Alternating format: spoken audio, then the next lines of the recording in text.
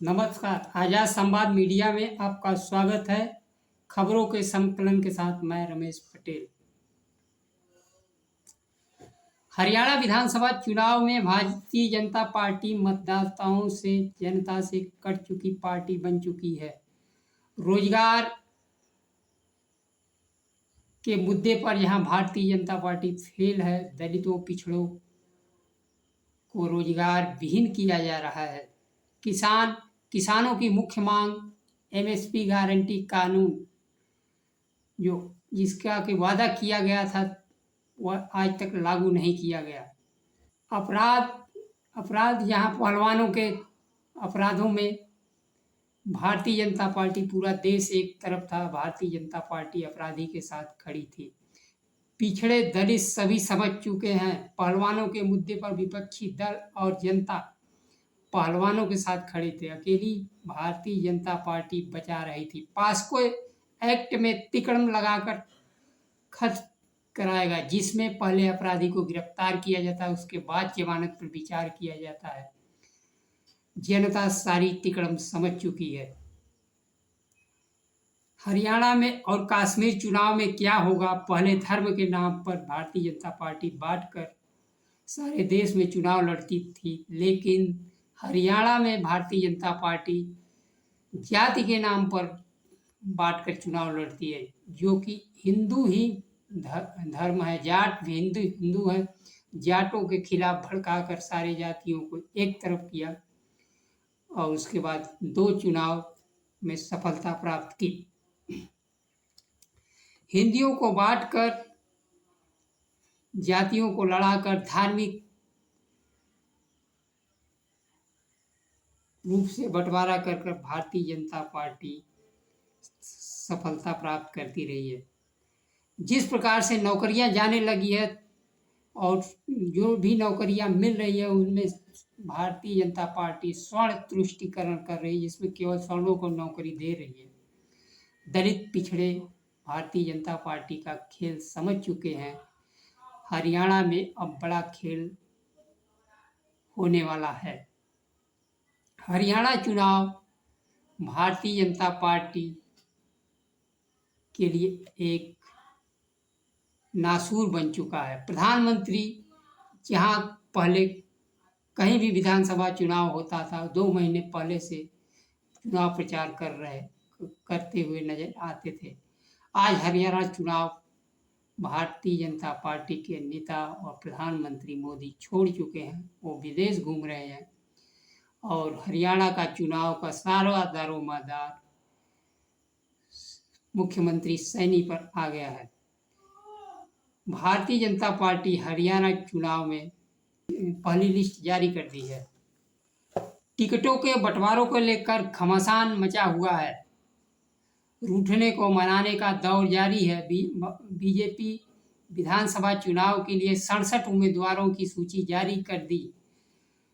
9 वर्तमान विधायकों का टिकट काट दिया गया है। कुछ नेता नाराजगी के बाद पहले ही इस्तीफा दे चुके हैं। यह नाराजगी चुनाव में भारतीय जनता पार्टी के लिए मुसीबत बन सकती है। भारतीय जनता पार्टी के लिए चुनाव में किसानों की नाराजगी, पहलवानों की नाराजगी, अग्निवीर के मुद्दे चुनौती बनने वाली है। वहीं दूसरी तरफ कांग्रेस पार्टी में दिनेश फोगाट आज शामिल हो गए। बजरंग पुनिया और दोनों पुनिया कांग्रेस में शामिल हो गए। कांग्रेस में शामिल होने के बाद दिनेश फोगाट ने कहा, बुरे समय में पता चलता है कि अपना कौन है। दिनेश फोगाट भारतीय कुश्ती संघ के पूर्व अध्यक्ष ब्रजभूषण सिंह के खिलाफ जंतर मंतर पर धरना दिया था। इससे पहले कांग्रेस पार्टी अध्यक्ष मल्लिकार्जुन खड़गे से मुलाकात की। खड़गे ने कहा कि आप दोनों पर गर्व है। दिनेश फोगाट हरियाणा विधानसभा की चुनाव लड़ सकती हैं। हरियाणा विधानसभा चुनाव से संबंधित समाजवादी पार्टी के अध्यक्ष अखिलेश यादव ने कहा, विधानसभा चुनाव इंडिया गठबंधन नया इतिहास लिखने जा रहा है। विधानसभा चुनाव जीतने के लिए इंडिया गठबंधन सक्षम है। हमने कई बार कहा, एक बार फिर दोहरा रहे हैं, बात सीट की नहीं है, बात जीत की है। चंद्रशेखर रावण ने मध्य प्रदेश के उज्जैन की घटना को लेकर सोशल मीडिया पर लिखा, उज्जैन में महिला का सरेआम दिन दहाड़े व्यस्तम मुख्य सड़क पर दुष्कर्म बेहद खतरनाक है। महिला सुरक्षा के नाम पर निराशा और भय का माहौल शामिल हो चुका है। दिल्ली में आम आदमी पार्टी के नेता पूर्व मंत्री राजेंद्र पाल गौतम कांग्रेस पार्टी में शामिल हो गए हैं। राजेंद्र पाल गौतम ने कहा, संविधान की रक्षा और सामाजिक न्याय के लिए यह कदम उठाया है। राजेंद्र पाल गौतम दिल्ली सरकार के पूर्व मंत्री रह चुके हैं। स्वामी प्रसाद मौर्य ने दिल्ली पुलिस में भर्ती घोटाले की जानकारी सोशल मीडिया पर दी है। सभी प्रकार की भर्तियों में ओबीसी, एससी, एसटी जातियों के आरक्षण का भाजपा खत्म करती जा रही है। इसलिए तो कुल भर्ती पद दिल्ली पुलिस केंद्रीय गृह मंत्रालय के अंतर्गत आता है। कुल पद 7,547 में से 27% आरक्षण के सापेक्ष पिछड़ों को दिया मात्र 429 पद, जबकि ईडब्ल्यूएस को 10% आरक्षण के सापेक्ष 810 पद दिया, जबकि इसे कहते हैं खुल्लम खुल्ला अपराध, आरक्षण की डकैती। उत्तर प्रदेश से एक बड़ी खबर आ रही है।